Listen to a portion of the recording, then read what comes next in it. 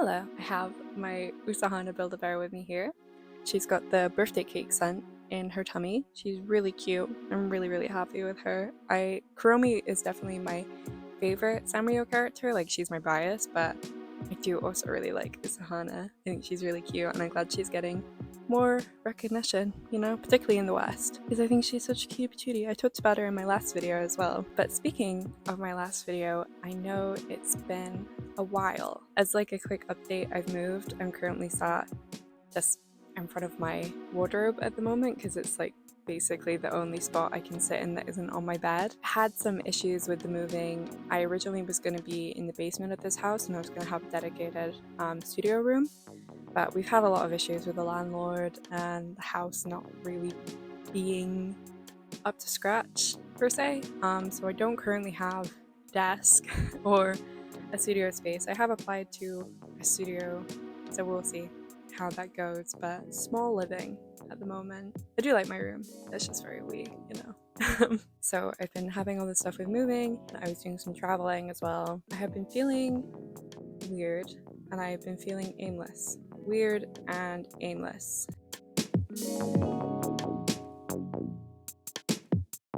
A lot of the feeling I've had is that you don't really get someone telling you that you're doing something correctly or that you're doing something wrong.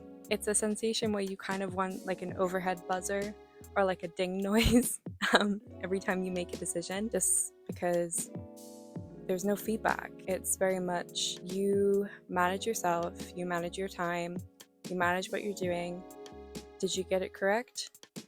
Who knows? You'll probably find out eventually in some kind of knock-on way, but not directly, not soon enough to make any kind of improvement or decision. So I have been feeling pretty weird and aimless. And I know that obviously your life doesn't end as soon as you leave university. That's like a really bad way of thinking about it, to put it bluntly. But I feel like losing that inherent social link, losing kind of the feedback loop of your art as well, because now I'm trying to pitch myself to different illustration agencies. I'm always just trying to be like, hey, who wants to work with me? Who likes me? Does anyone like me? Do you like me? Do you like what I do? Do you care? And a lot of it is either complete silence or no, we don't, or you aren't suited for our current goals in this company, or we are not currently looking for someone with your visual style. And it's disheartening, definitely. I think especially when you're kind of like a weird artist like me and you don't do like, I'm trying to think what like the new like corporate Memphis is. I guess it's like big head, big hands, naive scribbling. I think that's kind of the new one. Not that I dislike that inherently, but it definitely feels like it's harder to break in when you kind of do things in a different way. And I feel like there is a distinct femininity to what I do, even though I'm not a woman, but illustration does still kind of feel like a boys' club, and I think no one really talks about that enough. I mean, this is my perspective as like a white woman adjacent person, so it's obviously infinitely worse for women of color and people of color in general. And I feel that a lot now that I've actually been looking at agencies and looking at who they represent and stuff. It's just a lot of white guys. Talented white guys, a good amount of them, but it does make you kind of feel like, oh yeah, like even though from my perspective art students are predominantly female or female adjacent, the actual working space is a lot of dudes. It's a lot of dudes. It does make you feel a bit like, oh yeah, sexism, it still exists. But that's not my point. That's a conversation for a different day. But I think it's all this searching and rejection and endless emails and application forms and tell us about yourself, and having to rewrite your CV for every job and doing endless like artist statements and what is it that I do, and having to be like speaking to yourself in the first person and the third person and just constantly pitching yourself. It's like endless pitching. I'm playing cricket, man. I'm cricket and baseball all the time. Pitching. Yeah, a lot of the time you don't hear back, and a lot of the time, if you do, it's a vague copy-paste email, which is understandable. People don't have endless hours in the day, but you kind of do just want someone to be like, hey, hi, Kiwi, actually use my name and be like, hey, Kiwi, we actually have an extensive list of everything that you are doing wrong. Here's what you can do to do things correctly. And then we will give you big job massive. And it will be the best job ever, and you'll never have to think about anything ever again. And it's really cool, but that's not how the world works. And it's like, if you want to pay for like portfolio reviews, that can be like upwards of £100, which is just a lot of money. And I know it's an investment into your long-term career and all these kind of things, yada yada yada, but I don't know, I'm not really the kind of person that can just throw £100 at something that might not even be good, So kind of my game plan at the moment is just trying to not take it personally. It's really difficult to not take it personally. I think most artists feel that their practice is intrinsic to the self, like my art is me, I am my art. But at the end of the day, if you're trying to do this as a career, you kind of need to separate that. I think a lot of illustrators and creative people, we don't really have a work-life balance because our work isn't the traditional 9 to 5 office job, Wall Street, that kind of thing. Well, some people it is. Lucky corporate baddies, I think because of that, we don't really divide the time that we're meant to be living and the time that we're meant to be working. It all kind of becomes this blur, especially if you're like me and you just work out of your bedroom, and any criticism of your work is a criticism of you, and a success of your work is a personal success. But there should be a line in between. And it's all well and good for me to say this, but I'm still very much in that mindset. And it feels that me struggling with employment and struggling with getting, representation from an agency, or just kind of having people want to pay me to make art for them, it all feels very much like this is a failure of myself. And I'm aware that is an incorrect feeling. I don't really need that corrected to me because I know, and I'll work through it. It's a temporary state of mind. But I don't know, I just kind of wanted to be vulnerable about it, because I think a lot of the time when you graduate, particularly from creative things, you kind of just see people's successes. You see people who, they're on like the ones to watch. They've got like these amazing residencies coming up.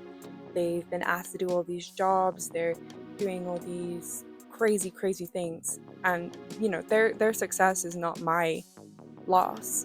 Their happiness is not my misery, even.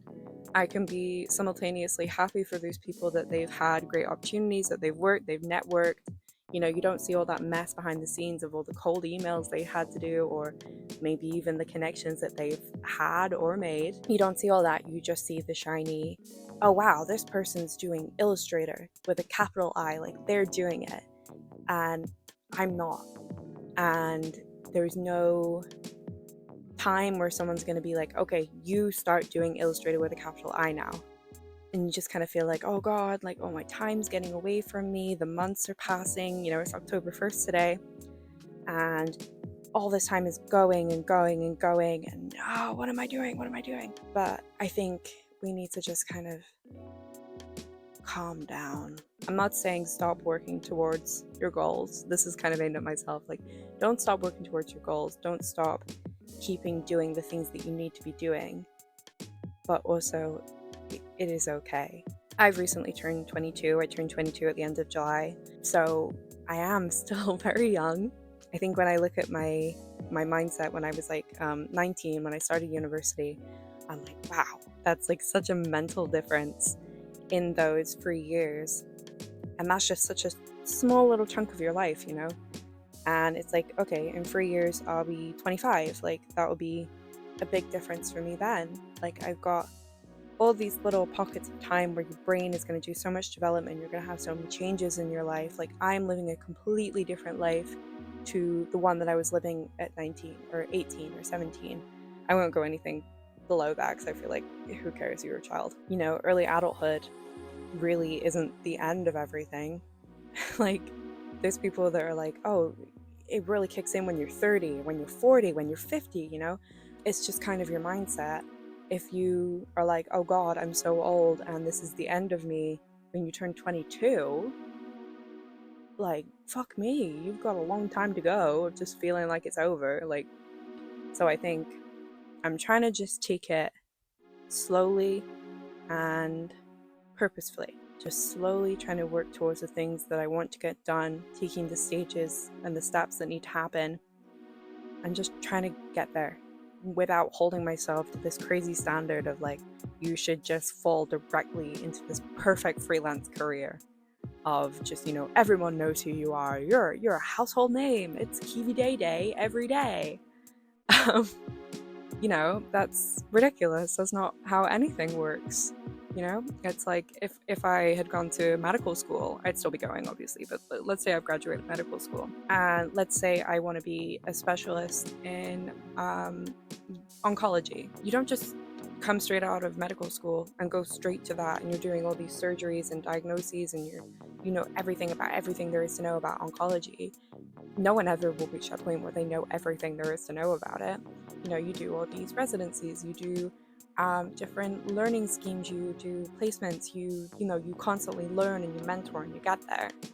And that's for a job which is in some ways infinitely more respected than an illustrator who has an art degree. You don't just magically land there overnight, you got to take all the stages to get there. That's kind of the thing I'm coming to realize now, is that it's okay. Just take things as they go, see how things go, and we'll get there eventually. And even when we get there, there'll still be places to go from there. You're never finished, you're never done. And you can view that from a negative nihilistic perspective of, oh god, I'm never done, it never ends, it's over and over and over again. Or you can view it as, that's pretty cool. Like maybe in 10 years I'll be like, I don't really want to be an illustrator anymore. Maybe, if it's financially viable, maybe I'll go back to school, I'll study something else, I'll completely change career, maybe I'll move somewhere else in the world. Everything could be different for me in a year, let alone 10 years. So I think I am learning to surrender myself to the process of things. And that's kind of the point of this video. Feeling weird, feeling strange, feeling esoteric, feeling discombobulated, feeling separate from the way that I think things should be. And that's okay, because I have an Usahana Build-A-Bear, and she's really soft and she's really nice. So, yeah.